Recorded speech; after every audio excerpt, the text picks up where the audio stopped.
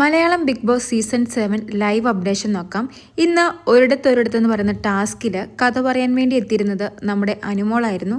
Anumol അച്ഛനെക്കുറിച്ചും personal ലൈഫിനെക്കുറിച്ചും professional ലൈഫിനെക്കുറിച്ചെല്ലാം നല്ല രീതിയിൽ തന്നെ സംസാരിക്കുന്നു.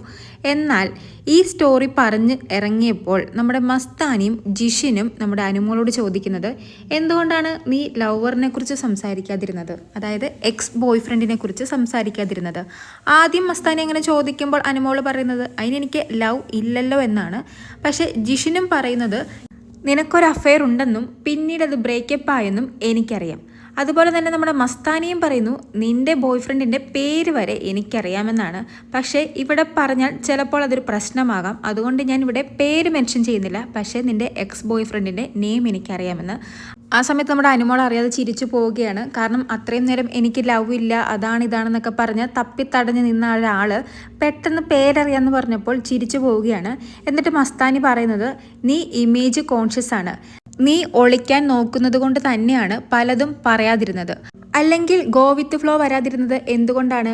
നീ വളരെ ഇമേജ് കോൺഷ്യസ് ആയി ഓരോ കാര്യങ്ങളും എന്തൊക്കെയാണ് പറയേണ്ടത് പറയേണ്ടാത്തതെന്ന് ഉള്ളിൽ തീരുമാനിച്ചുറപ്പിച്ചാണ് പോയത്.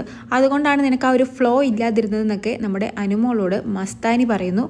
മസ്താനി അങ്ങനെ പല ചോദ്യങ്ങളും നമ്മുടെ അനുമോളോട് ചോദിക്കുന്നു. അനുമോള് പക്ഷേ ഓരോ ചോദ്യങ്ങൾ കേൾക്കുമ്പോഴും പതറുകയാണ്. എന്നിട്ട് അവിടെ കിടന്ന് തപ്പിത്തടയുന്നുണ്ട്. ഞാൻ എൻ്റെ അമ്മേനെക്കുറിച്ച് പറഞ്ഞില്ല, അച്ഛനെക്കുറിച്ച് പറയാൻ പെട്ടെന്ന് കിട്ടിയില്ല, ഞാൻ അവസാനം കഥ പറയാൻ വേണ്ടി ഇരുന്നതാണ്, പെട്ടെന്ന് എന്നെ ഇന്ന് വിളിച്ചപ്പോൾ എനിക്കൊന്നും പറയാൻ കിട്ടിയില്ല.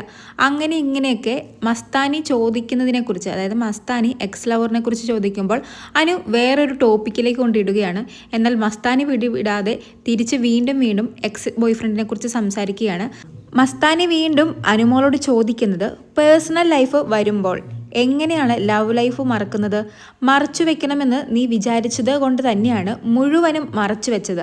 അതുകൊണ്ടാണ് നിനക്ക് ഒന്നും മുഴുവനായിട്ട് പറയാൻ സാധിക്കാതിരുന്നതും. പക്ഷെ നമ്മുടെ അനുമോള് അതൊന്നും സമ്മതിച്ചു കൊടുക്കുന്നില്ല. ഞാനൊന്നും മറച്ചു വെച്ചിട്ടില്ല, ഞാൻ അങ്ങനെ മറച്ചു വെക്കണമെന്ന് വിചാരിച്ചല്ല ഒന്നും പറയാതിരുന്നത്, ഞാൻ പ്രിപ്പയർഡ് അല്ലായിരുന്നു, എന്നെ ഇപ്പോൾ വിളിക്കുമെന്ന് എനിക്കറിയില്ലായിരുന്നു, ഞാൻ ഏറ്റവും അവസാനമാണ് കഥ പറയാൻ വേണ്ടിയിരുന്നത്, അതുകൊണ്ടാണ് എനിക്ക് ആ ഒരു ഫ്ലോ കിട്ടാതിരുന്നത് എന്ന്. അപ്പോൾ ജിഷിൻ പറയുന്നത്, നിനക്ക് ബ്ലൈൻഡ് സെറ്റപ്പിൽ മനസ്സിലായില്ലേ ഈ ടാസ്ക് നടക്കാൻ പോവുകയാണെന്ന്? എനിക്ക് മനസ്സിലായല്ലോ. അപ്പോൾ നിനക്ക് ഒന്ന് പ്രിപ്പയർഡ് ആയിക്കൂടായിരുന്നോ? എന്തൊക്കെ പറയണമെന്ന് മനസ്സിൽ നോട്ട് ചെയ്തുകൂടായിരുന്നു എന്ന്. അപ്പോഴും അനുമോള് പറയുന്നത്, അതിന് അകത്ത് ചെന്നപ്പോഴല്ലേ ഞാൻ ഇന്ന് ചെല്ലണമെന്ന് അറിഞ്ഞത്, അല്ലെങ്കിൽ ഞാൻ സ്റ്റോറി പറയണമെന്ന് അറിഞ്ഞത്. ഞാൻ ഇന്ന് പറയില്ലായിരുന്നു, പിന്നെ ആരും പറയാനില്ലാത്തത് കൊണ്ടാണ് ഞാൻ പറഞ്ഞത്, അല്ലാതെ ഞാനൊന്നും മറച്ചു വെച്ചിട്ടില്ല, എനിക്കങ്ങനെ മറച്ചു വെക്കേണ്ട ആവശ്യമൊന്നുമില്ലെന്നാണ്. എന്തായാലും എക്സ് ബോയ് ഫ്രണ്ടിനെ കുറിച്ച് അനുമോള് മനഃപൂർവ്വം മറച്ചു വെച്ചത് തന്നെയാണെന്നാണ് നമ്മുടെ മസ്താനിയും ജിഷിനും പറയുന്നത്.